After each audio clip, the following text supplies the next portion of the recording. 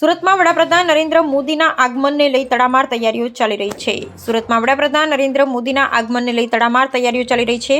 સુરક્ષા વ્યવસ્થાની સાથે તમામ વ્યવસ્થાઓને આખરી ઓપ આપવામાં આવી રહ્યો છે. લિંબાયતમાં નરેન્દ્ર મોદીના રોડ શો સભા દરમિયાન શાંતિ અને વ્યવસ્થા જળવા સ્થાનિક પોલીસ સાથે 3000 સુરક્ષા દળો તૈનાત કરવામાં આવ્યા હતા, જેમાં 500 જેટલા અધિકારી, રિઝર્વ પોલીસ ફોર્સની 4 કંપની અને હોમગાર્ડના જવાનોનો સમાવેશ થાય છે. સભા સ્થળ રોડ શોના રૂટ પર સુરક્ષા વ્યવસ્થાનું રિહર્સલ કરવામાં આવ્યું. પોલીસ કર્મીઓ સ્થળની 2 કિલોમીટરની ત્રિજ્યામાં પેટ્રોલિંગ કરી રહ્યા હતા. Police commissioner Anupsinh Gehlot, municipal corporation commissioner Shalini Agrawal, જિલ્લા કલેક્ટર ડોક્ટર સૌરભ પારઘી અને વરિષ્ઠ અધિકારીઓએ હેલિપેડ રોડ શોના રૂટ અને સભા સ્થળનું નિરીક્ષણ કર્યું હતું. જવાબદાર અધિકારીઓને માર્ગદર્શિકા જારી કરી ખામીઓ દૂર કરવામાં આવી હતી. મહાનગરપાલિકા પ્રશાસન દ્વારા વડાપ્રધાન મોદીના રૂટને રંગોથી રંગી અને શણગારવામાં આવ્યો છે. જે માર્ગ પર કચ્છની વસાહત હતી તે વસાહતોને પડદાથી ઢાંકી દેવામાં આવી છે.